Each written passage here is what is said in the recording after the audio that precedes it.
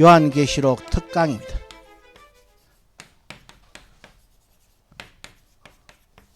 특강 두 번째 시간으로서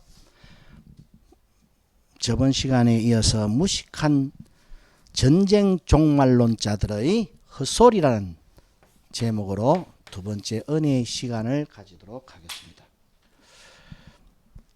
우리 저번 시간에 살펴본 대로 17장 1절로 3절의 말씀과 9절로 14절의 말씀을 쭉 심층 분석해 보니까 하나님께서 사도 요한을 데리고 먼 미래의 일을 밝히 알게 해 주시고자 하는 하나의 목적을 가지고 사도 요한을 이 광야로 데리고 갑니다.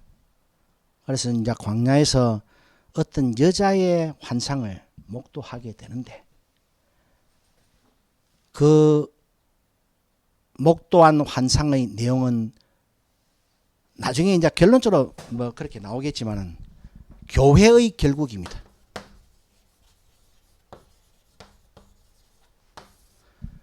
우리가 모든 선지서를 여러분 다시 한번 유심히 읽어보시면 알지만은 선지자들은 오늘의 이 TV 강단을 주름 잡고 있는 목사들 맹치로 절대로 개인이 인생 이야기 절대로 안 합니다.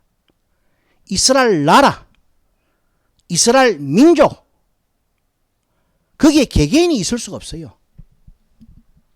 아담 한 사람의 범죄로 말미암아 모든 사람이 죄인 되는 그 하나님의 섭리와 경륜 속에서요. 그 이스라엘 백성 개개인의 뭐 길흉화복은 그 사람의 뭐 보다 나은 미래, 보다 안정된 미래, 보다 평안한 미래, 믿음의 명문과 꿈이 이루어지는 그런 인생, 그런 거 절대로 할 수도 없고 하지도 않습니다. 그러나 오늘 목사들은 예언이라고 해봐야 하나님의 말씀이라고 전하면서 하나님의 말씀을 도용해가지고 전신의 인생의 평안과 인생의 안정과 인생의 번영과 인생의 성취만을 지저대고 있어요. 아들은 머지않아 이를 부득 갈게 되는 날이 반드시 올 것입니다. 교회의 결국을 이야기해주고 있는데 여기서 엄녀는 저번 시간에 살펴본 대로 세상이 절대로 될 수가 없습니다. 그런 이유 때문에. 그런데 그때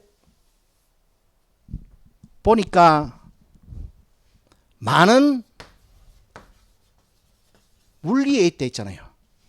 많은 물 위에 있다라고도 표현을 하고 7머리 10뿔 짐승을 타고 있다라고도 말을 하고 계시록 17장 15절에서 보면은 이 많은 물이 열구 방언위에 앉아있다는 말과 동일한 의미다라는 것을 우리가 살펴보았습니다. 그래서 많은 물 위에 앉아있다는 것은 7머리 10뿔 짐승 위에 앉아있다는 것이고 7머리 10뿔 짐승 위에 앉아있다가 어느 날 지를 태우고 있는, 지를 떠받치고 있는, 지를 구성하고 있는, 지가 지대기 하고 있는 7머리 10뿔 짐승에 의해서 완전히 빨가벗겨져 가지고 불에 홀랑랑 탄다 그랬잖아요. 그런데 적그리스도가 그리고 세상이 심판을 받기 전에 이 교회는 이미 나가 떨어진 거예요. 그러니까 이 여자는 절대로 세상이 아닙니다. 그런데 많은 물은 무리와 열국과 방언들이라고 했으니까 이제 요 세 가지 의미가 동일한 의미로 이제 이해를 하면 될 것 같고, 우리가 이 부분이 요한계시록 강의에서 가장 어려운 부분입니다. 그리고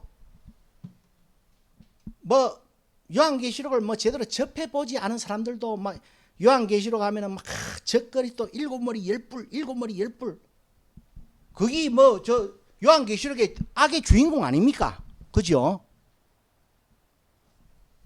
그런데 이 복잡한 이 구조를 가진 이 환상을 통해서 이 환상 덩어리가 누구와 싸움을 하려고 준비를 했더라? 어린 양으로 더불어 싸우려고 준비를 했더라 말입니다. 아니나 다를까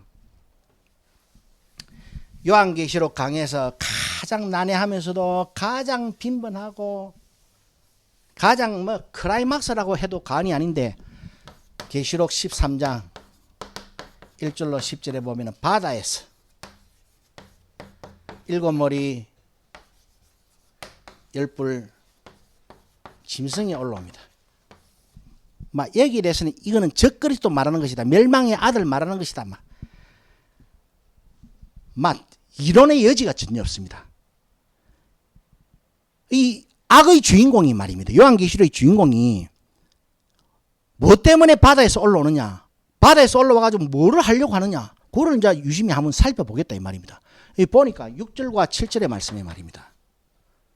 6절에서 7절 말씀.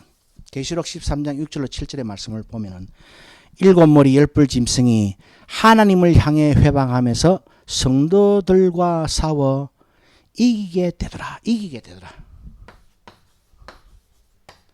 우리 저번 시간에 살펴본 거는 어린 양으로 더불어 싸움을 일으키고 준비를 해가지고 참 대들지만은 어린 양은 그들을 이기고 또한 어린 양과 함께하는 그 특출한 특공대들은 이 짐승을 능히 이긴다고 이야기를 하고 있잖아요. 그런데 이 보니까 계시록 13장 6절로 7절의 말씀에 보니까 일곱 무리 열불 이 악의 주인공이 하나님을 향해 회방을 하기는 하는데 계시록 저번 시간에 살펴본 시간의 그 말씀대로 어린 양에게는 이기지 못하고 결국에 성도들과 싸워 이기게 된다라고 말을 하고 있습니다. 성도들과 싸워 이기게 된다. 그래서 자 저번 시간에 우리가 계시록 12장 장차 철장으로 만국을 다스릴 남자 아이를 출산하고 광야로 도망간 여자, 그 광야로 도망간 여자를 광야 끝까지 추적해온 그 무시무시한 존재가 있었는데 그것이 일곱 머리 열불 붉은 용 아닙니까? 그 붉은 용이 그 여자의 남은 후손을 핍박하고 무너뜨리고 그들을 패퇴시키기 위해서 계시록 13장 1절로 이하에서 11절까지 발에 쏘는 일곱 머리 열불 짐승에게 모든 권세를 팍 일임해가지고 그 권세를 팍 받은 이 일곱 머리 열불 짐승이 성도들과 싸워 이긴 데서요. 그 이 성도가 누굴 것이냐? 계시록 12장 이하에서 하나님이 예비하신 광야 자기 곳으로 도망을 갔던 여자의 후손입니다. 이제 그렇게 살펴봐야 이 교회 역사를 통해서 일곱 머리 열불 짐승의 그 생성 과정과 멸망 과정과 또 그들의 앞에 앞날의 진로를 우리가 예측해 볼 수 있어요. 그래 여하튼 이 성도들과 싸워 이기게 된단 말입니다. 그래서 다시 한번 저번 시간에 이어서 요한계시록의 이 핵심 전쟁은 세상 나라 간의 전쟁이 아니고 세상 국가 간의 뭐 3차 핵대전 그런 게 절대로 아니고 하나님의 백성과 하나님의 원수와의 싸움이다. 그래서 우리가 이때까지 들어왔던 전쟁 이야기는 정말로 이 강의 시간이 횟수가 거듭해질수록 야 진짜 헛소리구나 라는 것을 알게 됩니다. 야 그렇게 뭐 대단한 선지자인 줄 알았더니 되게 돌대가리 새끼네. 딱 그런 결론이 딱 귀결될 겁니다. 그래 하여튼 여기서도 성도들과 싸워서 이기잖아요. 그래서 이 요한계시록은 하나님의 백성과 적그리스도와의 싸움, 하나님의 원수와 하나님의 백성 간의 싸움을 말하는 거예요. 그래서 그런 실제 전쟁 이야기가 아니더라 이 말입니다. 더더욱 확실한 것은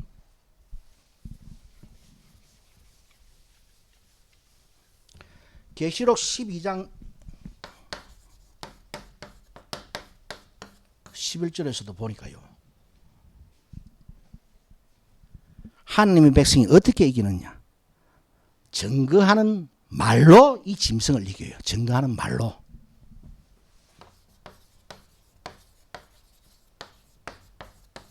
증거하는 말로 짐승과 싸워서 이긴다. 증거하는 말이 뭡니까? 하나님의 말씀 아닙니까?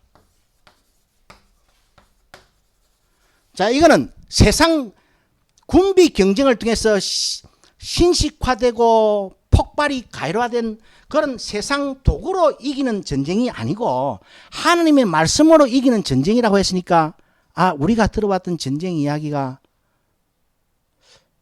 많이 잘못된 것 같다는 의구심을 가지고 이 강의를 계속해 나가야 됩니다. 들어 나가야 되고.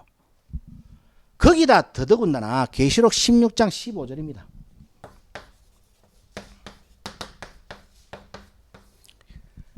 전부 다 정말 핵대전의 날이라고 막 호들갑을 떨어싼 아마겟돈 전쟁의 날에 주님께서 당신의 교회에게 살아남기를 당부하면서 그 전쟁에서 생명이 보존되기를 염원하시면서 그들에게 하는 말씀이 있습니다. 다른 말도 아닙니다. 이거 자기 옷을 지켜라.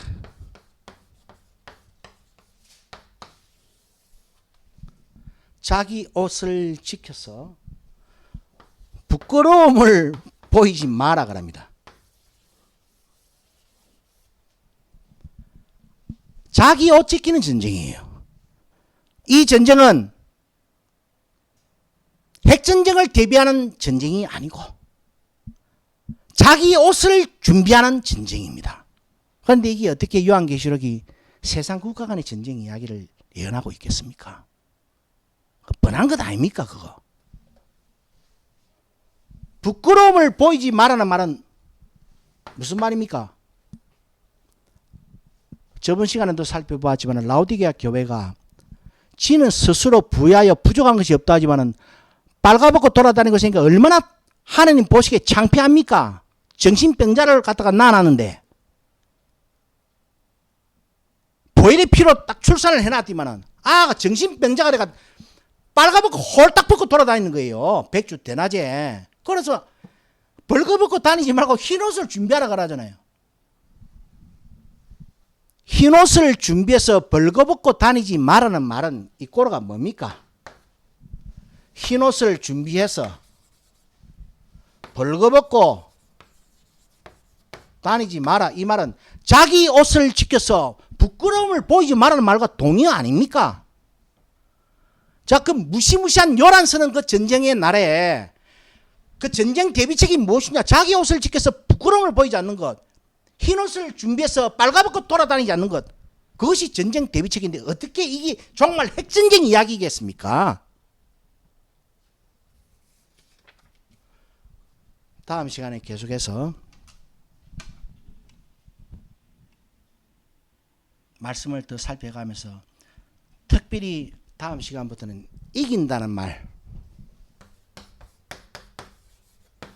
이긴다는 말과 이 용어의 의미와 이 용어를 통해서 사도 바울이 권고하고 요한계시록 계속해서 이기라 이기라 이기라 라는 그 명령의 의미를 다시 한번 되새겨 보면서 더더욱 요한계시록은 세상 전쟁 이야기가 아니고 교회를 향한 하나님의 영원한 교훈, 영원한 법령, 영원한 말씀, 영원한 복음이라는 것을 다시 한번 주지하면서 하나님의 말씀에 경청해가는 남은 생을 사시기를 주님의 이름으로 축원합니다.